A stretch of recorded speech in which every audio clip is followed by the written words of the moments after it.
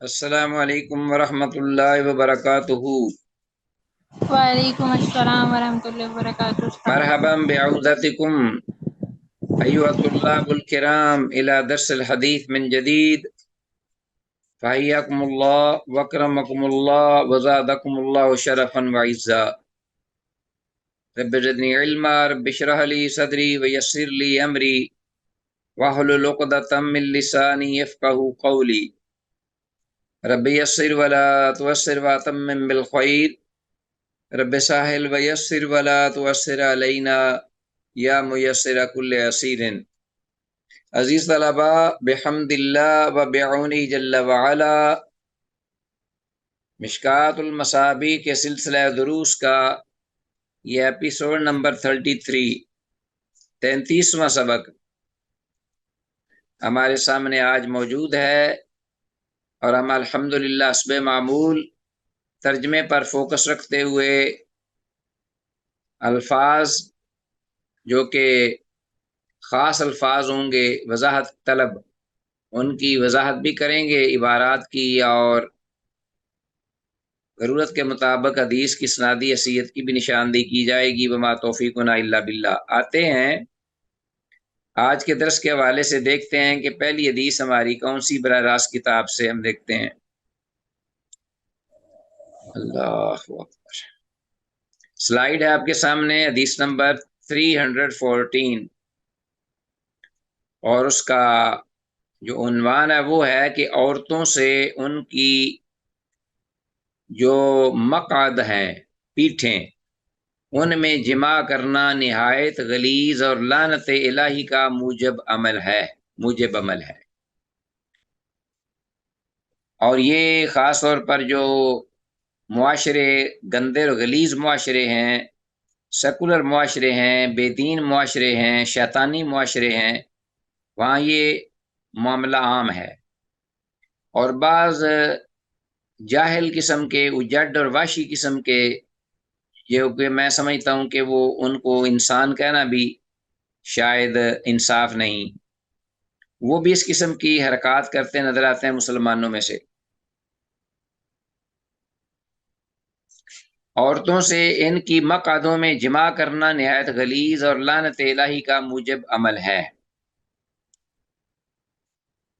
تو اس سلسلے میں یعنی یہ مراد وہ خامد ہیں جو شادی شدہ ہیں، اور ان کی حلال اور پاکیزہ بیویاں ہیں جن کے ساتھ وہ سختی سے کسب کرتے ہیں، اور پھر دھمکیاں دیتے ہیں اگر وہ بات نہ مانے۔ وان علی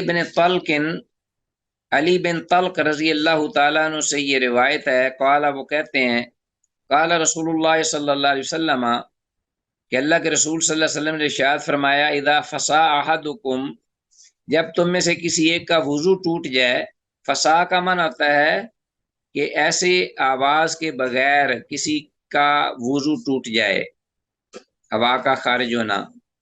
فسا احدکم فلیتوضا، تو اسے چاہیے کہ وہ وضو کرے۔ ولا تاتوا النساء، اور تم مت آؤ عورتوں کو، یعنی اپنی بیویوں کو، فی اعجازہن، ان کی پیٹھوں سے، یعنی ان کی پیٹھوں یا پیچھے سے، ان کے پچھلے حصے سے ان کے ساتھ جمع کرنا یہ حرام ہے۔ یہ آپ صلی اللہ علیہ وسلم نے اس کو گناہ قرار دیا ہے۔ روایت ترمذی، سے امام ترمذی نے روایت کیا، ابو داؤد، امام ابو داؤد نے بھی۔ تو اس حدیث کی سند حسن یعنی صحیح ہے۔ مقعد سے ہوا کا خارج ہونا یعنی پیٹ سے، طہارت یعنی وضو کے ختم ہونے کا سبب ہے، لہذا ساتھ ہی یہ بھی آپ نے واضح کر دیا کہ اسی مقعد میں جمع کرنا بھی نہایت غلیظ اور لعنت الہی کا سبب ہے، اور جس عمل پر لعنت برسائی جائے وہ اکبر الکبائر یعنی بڑے گناہوں کا بھی بڑا گناہ ہوتا ہے۔ آنکھیں مقعد کی سربند یعنی تسمہ ہیں، یہ حدیث ہے، اس کا عنوان کیا مطلب ہے اس کا؟ آنکھیں جو ہے انسان کی، وہ جب جاگتا ہے تو بیدار رہتا ہے، اور وہ دیکھتا ہے کہ میرے ساتھ کیا ہو رہا ہے، کیا بیت رہا ہے، میرا وضو باقی ہے یا باقی نہیں ہے۔ جبکہ جب آنکھیں سو جائیں تو وہ نیند کی حالت میں اسے پتہ نہیں چلتا، اسی لیے جو ہی نیند آئے آنکھیں بند ہونے میں خراٹے لینے لگے تو وضو اس کا ختم ہو جائے گا، تو وہ سب سے پہلے نماز کے لیے وضو کرے۔ تو علی فرمایا ان معاویہ بن ابی سفیان، معاویہ بن ابی سفیان رضی اللہ تعالیٰ عنہما سے یہ روایت ہے، ان النبی صلی اللہ علیہ وسلم قال، کہ بے شک اللہ کے نبی صلی اللہ علیہ وسلم نے ارشاد فرمایا، انما العینان، بے شک دونوں آنکھیں، خواہ وہ مرد کی ہوں یا عورت کی، وقاء الصح ہے، کہ وہ مقعد کی سر بند ہیں، یعنی تسمہ ہے۔ وقاء کا معنی تسمہ، اور الصح اس کا معنی یہ ہوتا ہے مقعد یا پیٹھ۔ تو پیٹھ کا وہ سربند یعنی تسمہ ہے کون؟ آنکھیں۔ کیا مطلب؟ کہ آنکھیں بند ہو جائیں تسمے کھل جائیں گے، آنکھیں کھلی ہوں گی تو تسمہ جو ہے وہ ٹائٹ ہو جائے گا۔ فائزہ نامت لعین ہو، تو پھر جب آنکھ سو جائے، یعنی آنکھ بند ہو جائے، آنکھ لگ جائے گہری، تو استطلق الوقاء، تو جو سربند ہے وہ کھل جاتا ہے، وہ اپنی جگہ چھوڑ دے کر ہٹ جاتا ہے اور کھل جاتا ہے۔ الوقاء یعنی وہ سربند جو ہے وہ کھل جائے گا۔ استطلق الوقاء، آنکھ بند ہوئی اور وقاء تسمہ جو ہے وہ کھل گیا۔ تو اب آپ بندے کو پتہ نہیں چلا کہ وہ کیا کر رہا ہے، یا اس کے ساتھ کیا بیت رہی ہے، یا اس کا وضو باقی رہا ہے کہ نہیں رہا۔ بعض بار پیشاب خطا ہو جاتا ہے، انسان کو پتہ نہیں چلتا نیند میں۔ روایت دارمی سے امام دارمی نے روایت کی ہے۔ اس حدیث کی سند میں ایک ضعیف راوی ابو بکر بن ابی مریم ہے، نیز حدیث میں اور علتیں بھی ہیں، تو اس اعتبار سے یہ حدیث ضعیف ہوئی۔ حدیث کے الفاظ استطلق الوقاء کا مطلب ہے سر بند، یعنی تسمہ کھل گیا، اس کو انڈر لائن کیجئے، استطلق الوقاء۔ نیکسٹ حدیث ہے 316، نیند نواقض وضو میں سے ہے۔ وان علی بن ابی طالب، علی بن ابی طالب رضی اللہ عنہ سے یہ روایت ہے، قال، وہ کہتے ہیں، قال رسول اللہ صلی اللہ علیہ وسلم، کہ اللہ کے رسول صلی اللہ علیہ وسلم نے فرمایا،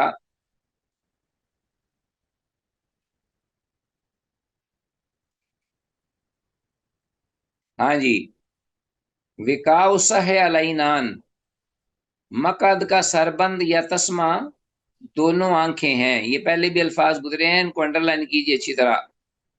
فمن ناما، تو جو سو جائے، فلیتوضا، تو اسے وضو کرنا چاہیے۔ تو اس حدیث کی روح سے پتہ چلا کہ نیند نواقض وضو میں سے ہے۔ کون سی نیند؟ یہ آگے تذکرہ ہے۔ روا ابو داود، سے امام ابو داود نے روایت کیا، وقال شیخ الامام محی السنہ، امام محی السنہ رحمہ اللہ نے کہا، ھذا فی غیر القاعد، یہ حکم اس شخص کے لیے ہے جو بیٹھنے والا نہ ہو، یعنی بیٹھ کر سونے والا نہ ہو۔ جو بیٹھے بیٹھے سو جائے، یا اس کو اونگ آ جائے، یا چکولے کھانے لگے اور وہ سو نہیں رہا بلکہ بیٹھا ہوا ہے، تو اس کا وضو نہیں ٹوٹتا، کیونکہ عام طور پر آپ دیکھتے ہیں کہ جو تھوڑا سا چکولا آتا ہے تو وہ پھر بیدار ہو جاتا ہے، پھر اٹھ بیٹھتا ہے، تو گہری نیند اس کو نہیں آتی بیٹھنے والے کو۔ تو ھذا فی غیر القاعد، یہ حکم جو ہے یہ لیٹنے والے کے لیے ہے، بیٹھنے والے کے لیے نہیں۔ لما صح، صحیح روایت کے مطابق، صحیح قول کے مطابق، یہ امام محی السنہ کا اور یہی صحیح اور درست رائے ہے۔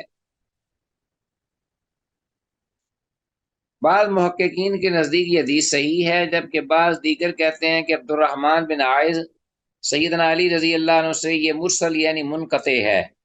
بعض کہتے ہیں کہ یہ روایت مرسل ہے، لیکن سارے نہیں کہتے، بعض کہتے ہیں متصل موصول ہے۔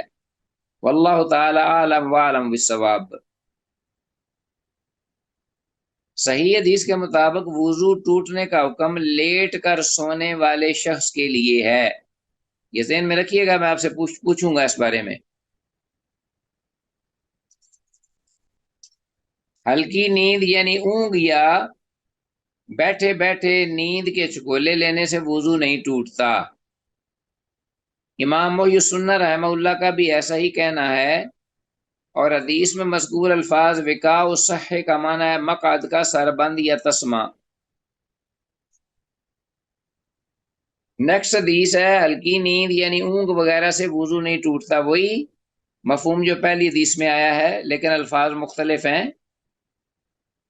وعن انس بن مالک رضی اللہ تعالی عنہ قال، سیدنا انس بن مالک رضی اللہ تعالیٰ عنہ سے یہ روایت ہے، وہ کہتے ہیں کانا اصحاب رسول اللہ صلی اللہ علیہ وسلم، کہ اللہ کے رسول صلی اللہ علیہ وسلم کے صحابہ تھے، کانا ینتظر، ان کا معمول تھا، ایک بار نہیں دو بار نہیں بلکہ یہ ان کا معمول تھا، ینتظرون العشاء، عشاء کی نماز کا انتظار کیا کرتے تھے، حتی تخفق رؤوسہم، یہاں تک کہ ان کے جو سر ہیں وہ جھکنا شروع ہو جاتے، نیچے ڈھلکنا شروع ہو جاتے، گرنا شروع ہو جاتے، جھکنا شروع ہو جاتے، ایک ہی معنی ہے نیند کی وجہ سے۔ ثم یصلون، پھر وہ نماز پڑھتے، ولا یتوضؤون، اور وہ وضو نہیں کیا کرتے تھے۔ تو معلوم ہوا کہ یہ ہلکی نیند اونگ ہے جو بیٹھ کر آتی ہے۔ رواہ ابو داود و ترمذی، امام ابو داود امام ترمذی نے یہ روایت کی ہے اس کو، الا انہ ذکر فیہ، ہاں امام ترمذی رحمہ اللہ نے اپنی روایت میں یہ الفاظ ذکر کیے ہیں، ینامون بدلا ینتظرون العشاء، ان الفاظ کے بجائے ینتظرون العشاء امام ترمذی رحمہ اللہ نے ینامون کے الفاظ استعمال کیے ہیں اس روایت میں، کہ اللہ کے رسول صلی اللہ علیہ وسلم کے صحابہ جو ہیں ینامون سو جاتے تھے بیٹھے بیٹھے، حتی تخفق رؤوسہم، یہاں تک کہ ان کے جو سر ہیں وہ نیچے ڈھلکنا یا جھکنا شروع ہو جاتے، تو بیٹھے بیٹھے سو جانے کے الفاظ ہیں امام ترمذی رحمہ اللہ کی روایت میں۔ یہ حدیث سند کے اعتبار سے بھی صحیح ہے، یہ حدیث بھی صحیح ہے۔ آگے ہے حدیث 318، لیٹ کر مکمل سونا وضو ختم کر دیتا ہے۔ اگر بیٹھ کر اونگنے سے وضو ختم نہیں ہوتا تو لیٹ کر مکمل آدمی اگر خراٹے لینا یا سو جائے اور لیٹا ہوا ہو تو پھر اس کا جو سربند ہے وہ کھل جاتا ہے اور نیند جو ہے وہ بند ہو جاتی ہے، آنکھیں بند ہو جاتی ہیں، اس کو چاہیے کہ وہ وضو کرے نماز کے لیے۔ وعن ابن عباس رضی اللہ عنہما، عبداللہ بن عباس رضی اللہ عنہما سے یہ روایت ہے، قال، وہ کہتے ہیں قال رسول اللہ صلی اللہ علیہ وسلم، کہ اللہ کے رسول صلی اللہ علیہ وسلم نے ارشاد فرمایا، ان الوضوء، کہ بے شک وضو، علی من نام مستجعا، وضو کرنا اس شخص پر لازم ہے، من نام، جو سو جائے، مستجعا، لیٹے ہوئے، جو لیٹے ہوئے سو جائے اس پر وضو کرنا ہے۔ فإنه إذا استجاع، اس لیے کہ آگے علت ہے، بے شک اذا استجاع، جب وہ لیٹے گا اپنے پہلو پر، استرخت مفاصلہ، تو اس کے جو جوڑ ہیں وہ ڈھیلے پڑ جائیں گے، یعنی بند جو ہے نا سر بند وہ کھل جائے گا، تسمے کھل جائیں گے۔ استرخت مفاصلہ، کہ اس کے جو جوڑ ہیں وہ ڈھیلے پڑ جائیں گے۔ رواه ترمذی و ابو داود، امام ترمذی امام ابو داود نے اس کو روایت کی ہے اس حدیث کو۔ یہ روایت منکر ہے، اللہ اکبر، اس لیے کہ سند میں ایک راوی ابو خالد دالانی مدلس اور عنن ہے۔ حدیث میں الفاظ استرخت مفاصلہ کا مطلب ہے ڈھیلے پڑ گئے اس کے جوڑ، لیکن مفہوم کے اعتبار سے بہرحال اسی پاری اہل علم کا عمل ہے۔ ہاں جی، آگے آتے ہیں، حدیث ہے 319، شرمگاہ کو چھونے سے وضو ٹوٹ جاتا ہے۔ وان بسرہ رضی اللہ تعالی عنہا، بسرہ رضی اللہ عنہ صحابیہ ہیں، قالت کہتی ہیں، قال رسول اللہ صلی اللہ علیہ وسلم، کہ اللہ کے رسول صلی اللہ علیہ وسلم نے فرمایا، اذا مس احدکم ذکرہ، جب تم میں سے کوئی ایک اپنی شرمگاہ کو چھو لے، فلیتوضا، تو اسے چاہیے کہ وہ وضو کرے۔ تو یہ طبعاً واضح بات یہی ہے کہ شرمگاہ کو چھو لے، یعنی درمیان میں کوئی کپڑا وغیرہ یا درمیان میں کوئی چیز نہ ہو، براہ راست اس کو چھو لے، ٹچ کر لے شرمگاہ کو، تو اس کا وضو نہیں رہے گا، اس کو چاہیے کہ پھر اس کا وہ وضو کر لے دوبارہ۔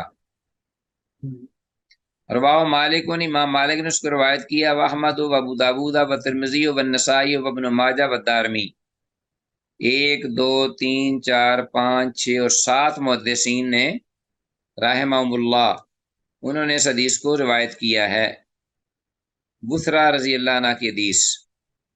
تو طبعاً یہ حکم جو ہے عورت کو بھی شامل ہے، صرف مرد کو نہیں۔ یہ حدیث حسن صحیح ہے، بالکل صحیح حدیث ہے، حسن ہے۔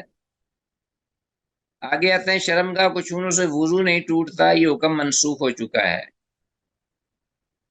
کیا مطلب کہ اب ٹوٹ جاتا ہے؟ پہلے تھا کہ چھونے سے وضو ٹوٹتا نہیں، لیکن بعد میں یہ حکم منسوخ ہو گیا، اور اب چھونا ہے، عورت جو ہی مرد اپنی شرمگاہ کو چھوئے تو اس کو اگر درمیان میں کوئی چیز حائل نہ ہو تو اس کو وضو کرنا چاہیے۔ وان طلق بن علی رضی اللہ عنہ، طلق بن علی رضی اللہ تعالیٰ عنہ سے روایت ہے، قال، وہ کہتے ہیں، سئل رسول اللہ صلی اللہ علیہ وسلم عن مس الرجل ذکرہ، سوال کیا گیا رسول اللہ صلی اللہ علیہ وسلم سے اس آدمی کے بارے میں کہ جو چھوتا ہے اپنی شرمگاہ کو، عن مس الرجل ذکرہ، یعنی ٹچ کرتا ہے، ہاتھ لگاتا ہے اپنی شرمگاہ کو، بعد ما یتوضا، وضو کر لینے کے بعد، قال، آپ نے فرمایا، یعنی کیا پوچھنے والے کا مقصد یہ تھا کہ اللہ کے رسول جواب میں یہ کیا فرماتے ہیں، یعنی کیا حکم ہے کہ وضو کرنے کے بعد اگر آدمی جو ہے وہ اپنی شرمگاہ کو چھو لے؟ قال، آپ نے فرمایا، وحل ہوا، اور نہیں ہے وہ، یعنی شرمگاہ، الا بضعۃ من، مگر اس کے جسم کا ہی ایک حصہ۔ تو اللہ کے رسول نے جواب میں یہ فرمایا کہ وہ تو اس کے جسم کا ایک حصہ ہی ہے، اگر اس پر ہاتھ لگ گیا ہے تو کوئی حرج نہیں، جیسے ہاتھ سر پہ لگ جاتا ہے، منہ پہ لگ جاتا ہے، چہرے پہ، پیٹ پر، ٹانگوں پر، تو اسی طرح شرمگاہ بھی ایک جسم کا حصہ ہے، اگر ہاتھ لگ جائے تو کوئی حرج نہیں۔ یہ تو ہے ظاہری الفاظ، لیکن آگے رواہ ابو داود سے امام ابو داود نے روایت کیا، و ترمذی و نسائی و ابن ماجہ نحوہ، اسی طرح امام ابن ماجہ نے بھی یہ حدیث کو ذکر کیا، روایت کیا انہی الفاظ میں، اسی مفہوم میں۔ وقال شیخ الامام محی السنہ، شیخ امام محی السنہ رحمہ اللہ کہتے ہیں کہ ھذا منسوخ، یہ منسوخ ہے، کیونکہ پہلی حدیث جو ہم نے پڑھی ہے اس میں تو آپ نے یہ فرمایا ہے کہ اس کو وضو کرنا چاہیے، من مس ذکرہ فلیتوضا۔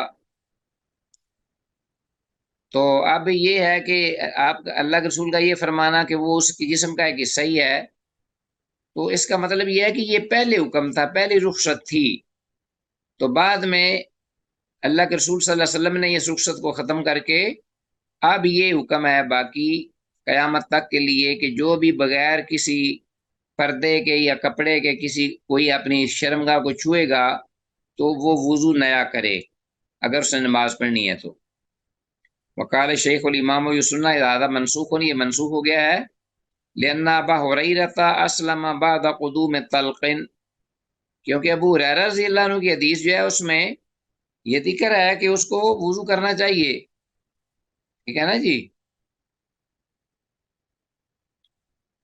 اور ابو ہریرہ رضی اللہ عنہ جو ہے وہ اسلام لائے بعد قدوم طلق بن علی کی یہ جو حدیث ہے اس کے بعد حضرت ابو ہریرہ آئے تھے اور اسلام قبول کیا تھا، اور ابو ہریرہ رضی اللہ عنہ کی حدیث میں الفاظ یہ ہیں، اور جو آخری حکم ہوتا ہے وہ اصل حکم ہوتا ہے، پہلا منسوخ ہو جاتا ہے اور دوسرا آخری جو ہے وہ ناسخ ہوتا ہے۔ اس حدیث کی سند صحیح ہے، طلق بن علی رضی اللہ عنہ کی حدیث کے منسوخ ہونے کی دوسری دلیل یہ ہے کہ خود طلق بن علی رضی اللہ عنہ سے ہی روایت ہے کہ جو شخص اپنی شرمگاہ کو ہاتھ لگائے تو وہ وضو کرے لو۔ خود طلق بن علی کی سے روایت ایک اور موجود ہے اس کے خلاف، تو اس کا مطلب یہ ہوا کہ پہلے وہ رخصت تھی، اب نہیں ہے۔ اور امام طبرانی رحمہ اللہ نے اسے صحیح بھی کہا ہے، اس صورت میں یہ حدیث اپنے ما قبل حدیث کے موافق ہوگی۔ آگے ہمارے پاس حدیث ہے 321، بغیر کپڑے وغیرہ کے شرمگاہ کو چھونے سے وضو ٹوٹ جاتا ہے۔ لو جی کلیئر ہوگی بات یہاں۔ ہاں، وقت روا ابو ہریرہ رضی اللہ عنہ کی حدیث آ گئی ہے جو طلق بن علی رضی اللہ تعالیٰ عنہ کے خلاف یہ بعد میں آئے تھے، اور ان کی آخری حدیث ہے اور آخری حکم ہے یہ۔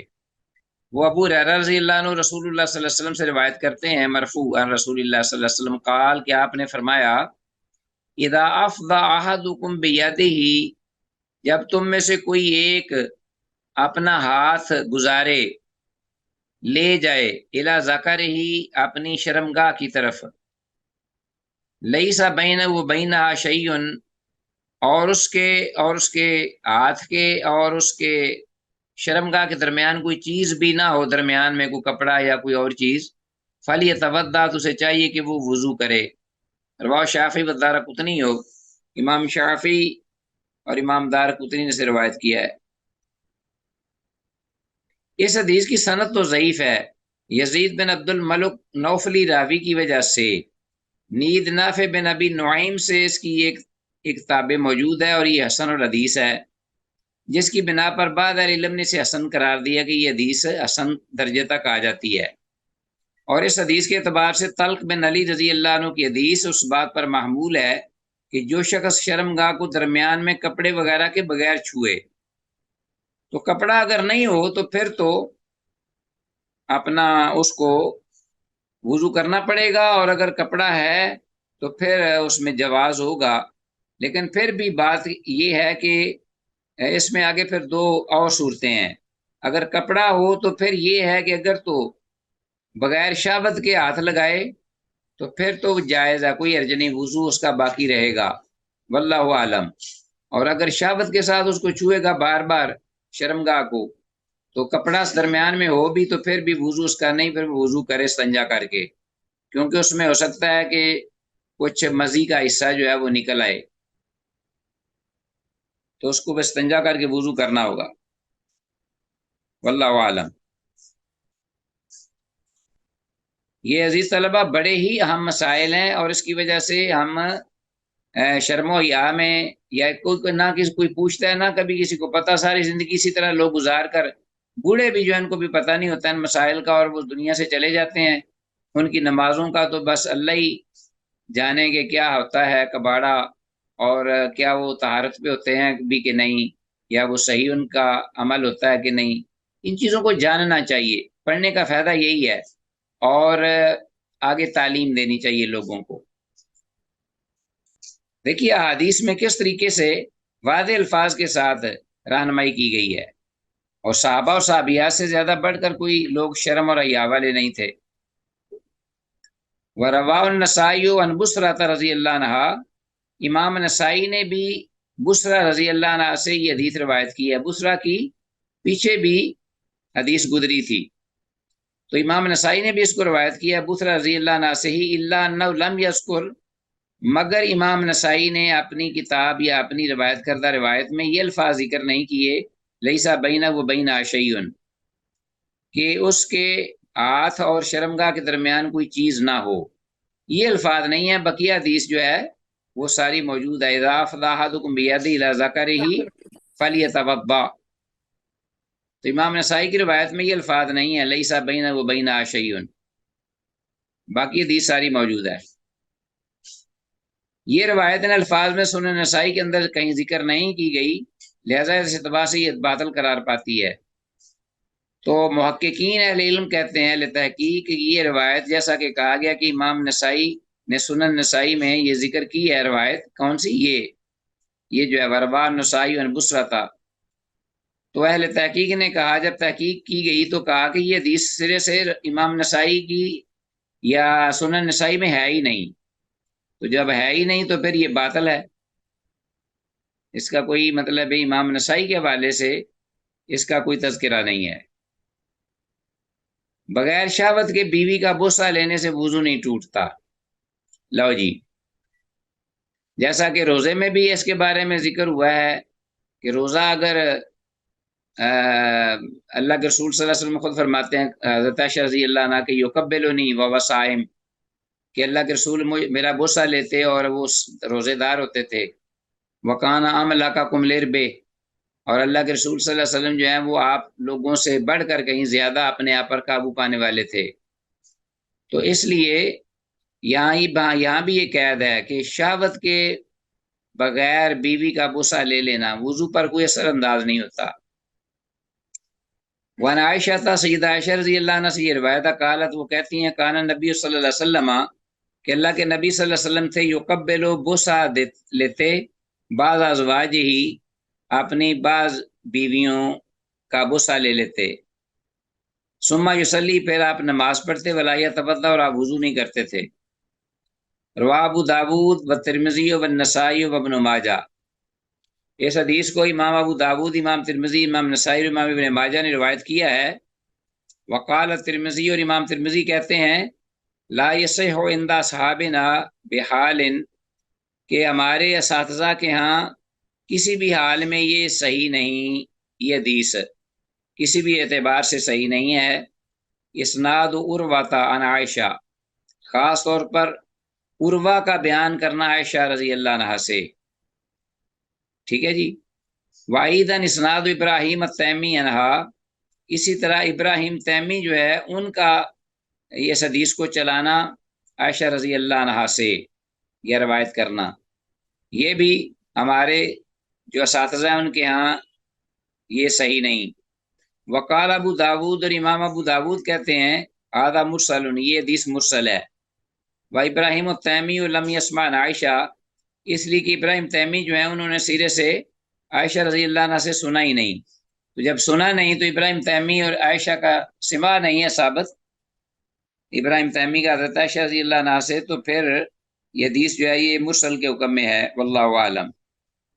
لیکن عمل اسی پر ہی ہے، عمل کے اعتبار سے اگر کوئی شخص جو ہے وہ اپنے آپ پہ قابو پائے اور پیار اور محبت سے اپنا بے قابو ہو کر، یعنی ایک دم اس کو اپنی گھر والی بیوی پر پیار آئے، تو وہ وضو کی حالت میں بوسہ لے سکتا ہے اگر اس کو اپنے آپ پر قابو ہو تو۔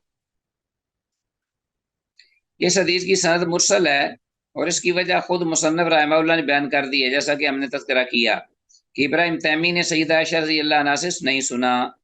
علاوہ ازیں ابراہیم صغار تابعین میں سے ہے اور مدلس ہے۔ ان سب وجوہات کے باوجود یہ حدیث اپنے مفہوم میں درست ہے۔ تو جیسا کہ میں نے کہا کہ عمل اسی پر ہی ہے، گوشت کھانے کے باوجود اگر چکنائی ہاتھ اور منہ کو نہ لگے تو دھونا ضروری نہیں، تو یہ بات بالکل کلیئر اور صحیح ہے۔ صرف اونٹ کا گوشت کھانے سے، جیسا کہ پہلے ہم نے حدیث پڑھی ہے امام احمد رحمہ اللہ کے ہاں، اونٹ کا گوشت کھانے سے وہ کہتے ہیں کہ وضو کرنا ضروری ہے، اور دیگر جو صحابہ تین ائمہ ہیں وہ کہتے ہیں کہ وہاں اونٹ کا گوشت کھانے کے بعد بھی وضو ضروری نہیں، وہاں جو وضو کے الفاظ ہیں اس سے مراد کلی کرنا ہے اور ہاتھ منہ دھونا ہے، کیونکہ اونٹ کے گوشت کے میں اندر چکنائی زیادہ ہوتی ہے۔ وعن ابن عباس رضی اللہ عنہما، عبداللہ بن عباس رضی اللہ عنہما سے یہ روایت ہے، قال، وہ کہتے ہیں اکل رسول اللہ صلی اللہ علیہ وسلم قاطفن، کہ اللہ کے رسول صلی اللہ علیہ وسلم نے بکری وغیرہ یا کوئی مینڈا یا جو بھی تھا اس کا ایک شانہ کھایا، یعنی بازو، بھنا ہوا بازو یا روسٹ کیا ہوا کھایا۔ ثم مسح یدہ، پھر آپ نے اپنا ہاتھ مبارک پھیرا، بے مسحن او بے مسحن، دونوں طرح پڑھا گیا ہے، بے مسحن او بے مسحن، یعنی اس چٹائی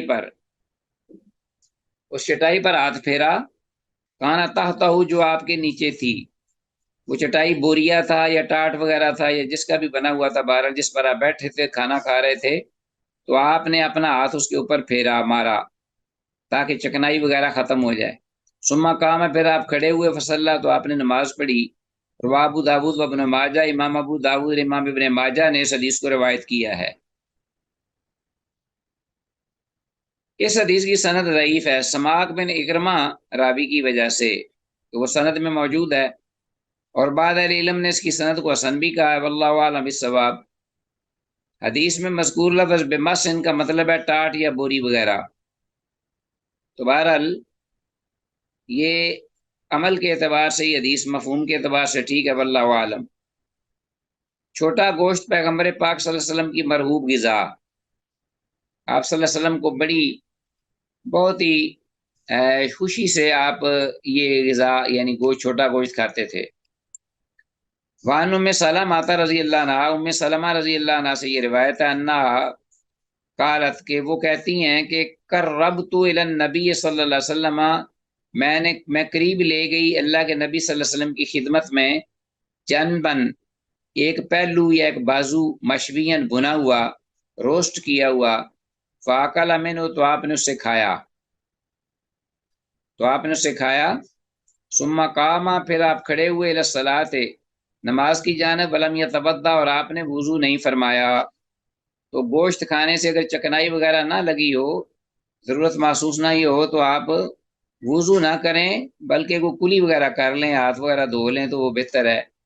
حدیث کی سند صحیح ہے۔ حدیث کے الفاظ جنب مشوین کا مطلب ہے بنا ہوا پہلو یا بازو۔ بکری کا گوشت پیغمبر پاک صلی اللہ علیہ وسلم کی مرغوب غذا، وہی عنوان ہے، اور حدیث کے الفاظ مختلف ہیں۔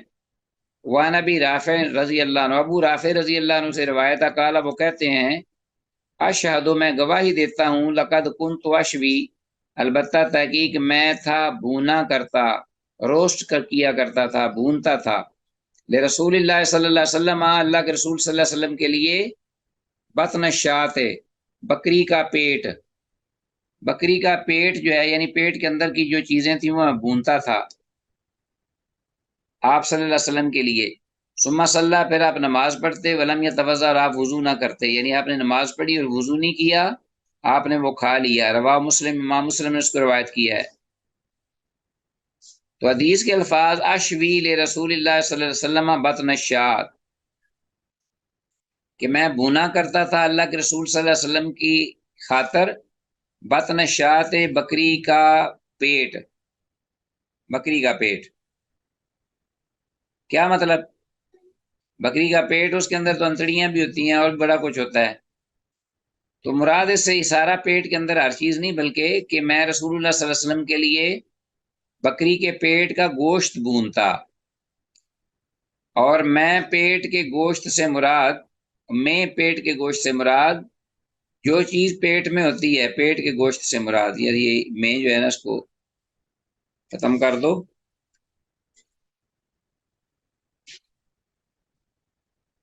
پیٹ کے گوشت سے مراد جو چیز پیٹ میں ہوتی ہے، جیسے دل اور کلیجی وغیرہ،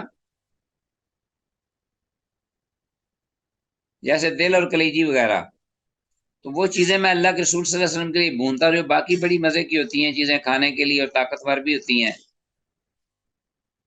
اللہ اکبر۔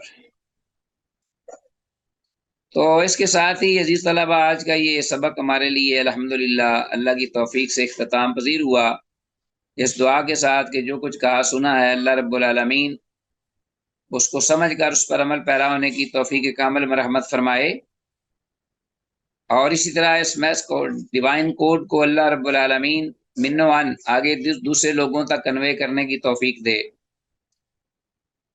علماً و عملاً۔ تو آج کے سبق کے حوالے سے چند سوالات ہیں حسب معمول، وہ آپ دیکھ لیجئے، ان حدیث کی روشنی میں تیار کر لیجئے۔